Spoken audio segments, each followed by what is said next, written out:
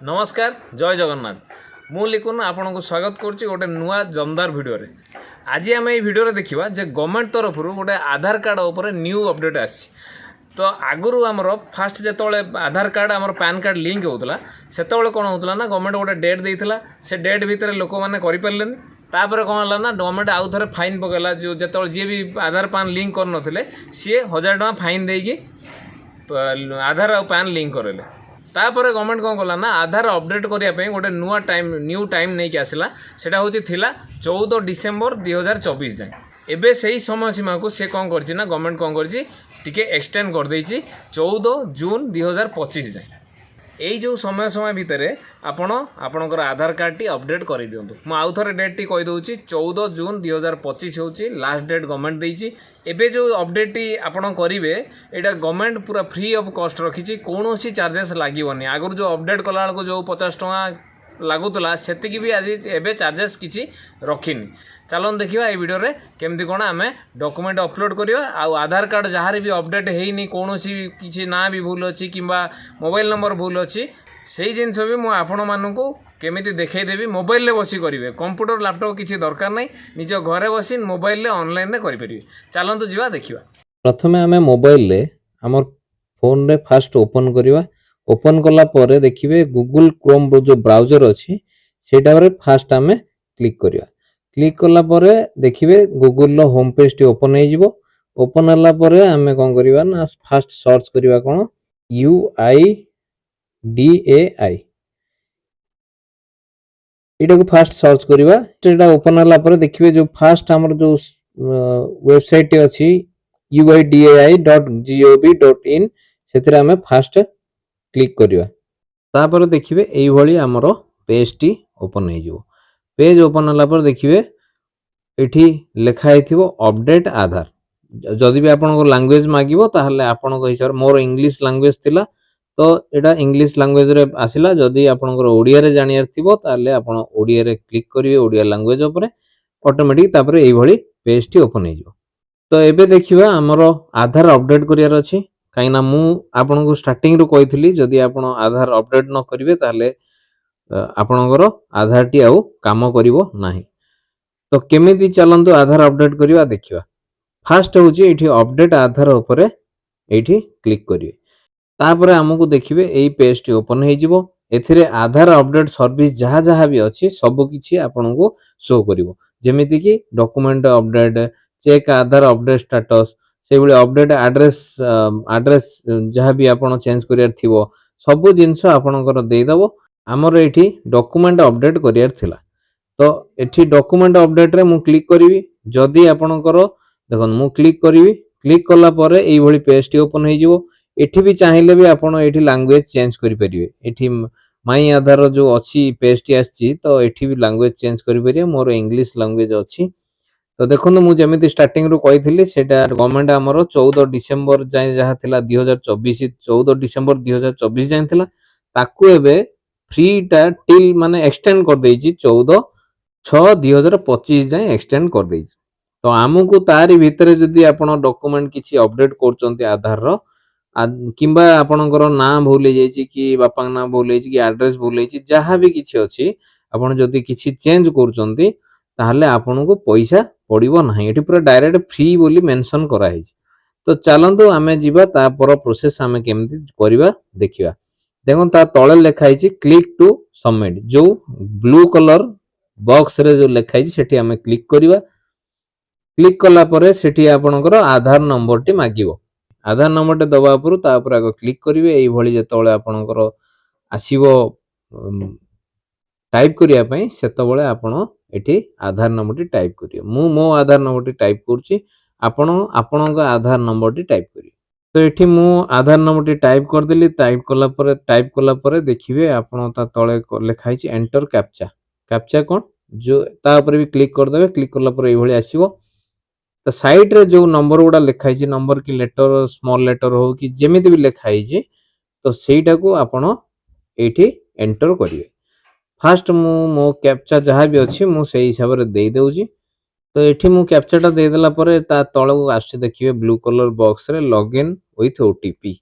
तो एई जेतବେଳେ ମୁଁ यार ଉପରେ କ୍ଲିକ୍ କରିବି ଆପଣଙ୍କ ଆଧାରରେ ଯୋଉ ନମ୍ବରଟି ଥିବ ସେଠିକି ଆପଣଙ୍କର ଓଟିପିଟା ସେଇ ନମ୍ବରକୁ ଯିବ। ଓଟିପିଟି ଆପଣଙ୍କୁ ଆପଣଙ୍କ ନିର୍ଦ୍ଧାରିତ ଟାଇମ୍ ଅନୁସାରେ ଦବା ପାଇଁ ପଡ଼ିବ। ସେ ଯୋଉ 1 ମିନିଟ୍ ଟାଇମ୍ ଥିବ କି କଣ ସେଇ ହିସାବରେ ଆପଣଙ୍କୁ ଦବାକୁ ପଡ଼ିବ। ମୁଁ ମୋର ଓଟିପିଟି ଏଇଠି ଟାଇପ୍ କରିଦଉଛି। ଆପଣଙ୍କ ମୋବାଇଲରେ ଯୋଉ ଓଟିପିଟି ଯାଇଥିବ ସେଟା ଟାଇପ୍ କରିବେ। ଟାଇପ୍ କରିକି ଲଗ୍ଇନରେ କ୍ଲିକ୍ କରିବେ। ତ ଏଠି ଦେଖିବେ ଯେତେବେଳେ ମୁଁ କ୍ଲିକ୍ କରୁଛି ଏଇଭଳି ମୋର ଆଧାର ହିସାବରେ ମୋର ଅପଡେଟ୍ କରିବା ପାଇଁ ପଳେଇ ଆସୁଛି। ସେ ଆଗ ଗାଇଡଲାଇନ୍ ଦେଇଛି ଡକୁମେଣ୍ଟ ଯୋଉ ଅପଲୋଡ୍ କରିବେ ସେ ତାର ଡକୁମେଣ୍ଟର ସାଇଜଟି 2 MB ହେଇଥିବା ଦରକାର, ଲେସ୍ ଦ୍ୟାନ୍ 2 MB, 2 MB ରୁ ଏଭବ ହବ ନାହିଁ। ତା ଫର୍ମାଟଟି କ'ଣ ଥିବା ଦରକାର, ଗୋଟେ ଜେପିଜି ଫର୍ମାଟ, ପିଏନଜି ଫର୍ମାଟ ଆଉ ପିଡିଏଫ୍ ଫର୍ମାଟ, ଏଇ ତିନିଟା ଫର୍ମାଟରେ ଆପଣଙ୍କର ଡକୁମେଣ୍ଟଟି ରହିବା ଦରକାର। ଫାଷ୍ଟ ଦେଖିବେ ତା ତଳକୁ ଯିବେ, ଫାଷ୍ଟ ଯିବେ ଦେଖିବେ please upload proof of identity document, identity proof ଆଗ ଆପଣ ଅପଲୋଡ କରିବେ। ତ ଏଠି ସିଲେକ୍ଟ ଭ୍ୟାଲିଡିଟି ଯୋଉ ସପୋର୍ଟ ଡକୁମେଣ୍ଟ ଟାଇପ ଲେଖା ହେଇଛି ଏଠି ମୁଁ ଯେତେବେଳେ କ୍ଲିକ୍ କରିବି ଆପଣଙ୍କର ଯାହା ବି ଆଇଡି ପ୍ରୁଫ୍ ସେ ନବ ସେ ଆଇଡି ପ୍ରୁଫ୍ ଅଲରେଡି ସେ ଦେଇଛି। ତ ଏଠି ମୁଁ ମୋ ଆଇଡି ପ୍ରୁଫ୍ ଗୋଟେ ଦେଇଦେବି, ଯୋଉଟା ବି ଯାହା ବି ଲିଷ୍ଟରେ ଅଛି ତା ଦେହରୁ ଗୋଟେ ଦେଲେ ଚଳିବ। ତ ଏଠି ମୁଁ ଭୋଟର ଆଇ କାର୍ଡଟି ଦବା ପାଇଁ ଚାହୁଁଛି। ତ ଏଇଭଳି ଗୋଟେ ଆମର ପପଅପ୍ ଗୋଟେ ଓପନ୍ ହେଇଯିବ। ଓପନ୍ ହେଲା ପରେ ଆପଣ ଓକେ ପ୍ରେସ୍ କରିବେ। ଓକେ ପ୍ରେସ୍ କଲା ପରେ ଏଇଠି ଦେଖିବେ ତା ତଳକୁ ଆସିଥିବ view detail and upload document, ଏଇ ଡକୁମେଣ୍ଟ ଉପରେ କ୍ଲିକ୍ କରିବେ।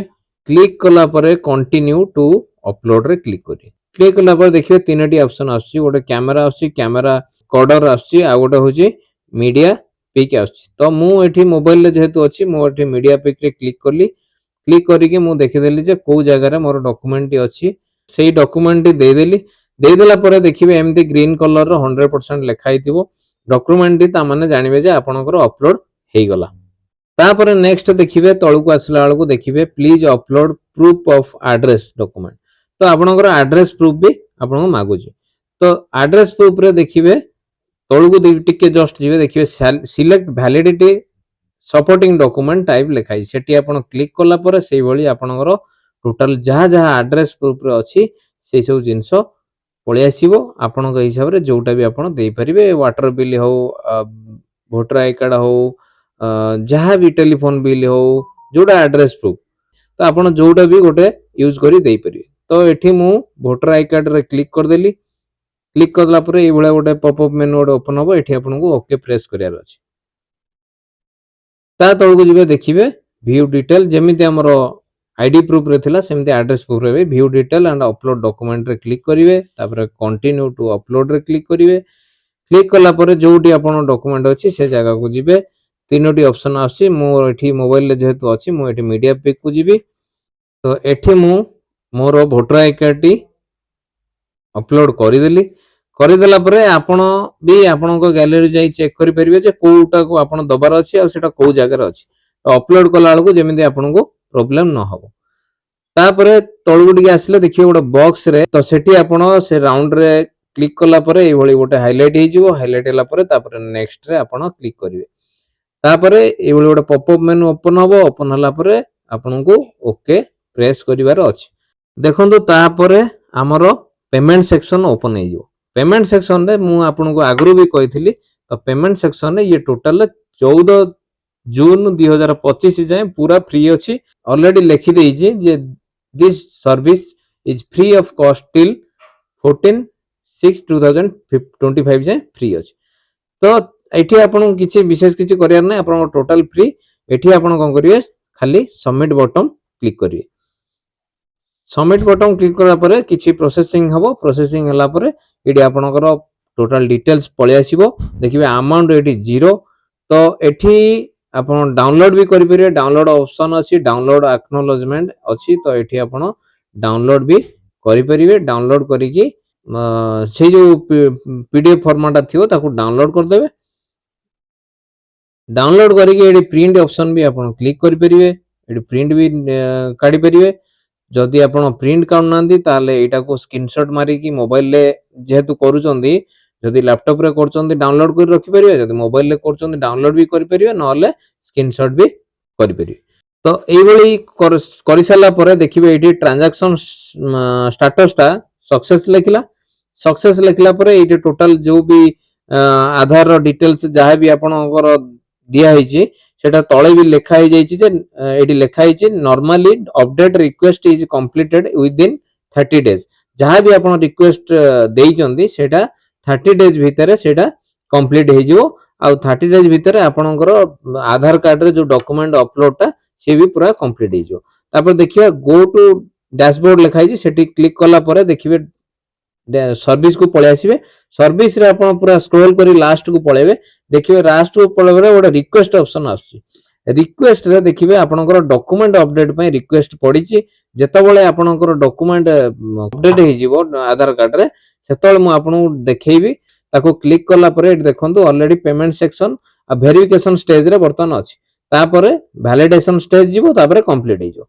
ये total process with in 30 days भितर ही आपनकर हबो तो ये थिला हमर आधार कार्ड रे केमिति हमर डॉक्यूमेंटेशन जो डॉक्यूमेंट अपडेट करिवे तो वीडियो टी केमिति लागिला जदि भल लागिला ताले लाइक करंतु शेयर करंतु सब्सक्राइब करंतु आ जदि आपनकर आउ किछि आधार रिलेटेड जिंस जानिबार अछि ताले मते कमेंट सेक्शन रे कमेंट करंतु आ डिटेल्स किछि भी जदि डाउट होला भी आपण कमेंट करिकि जणाई परिवे तो रहिली थैंक यू।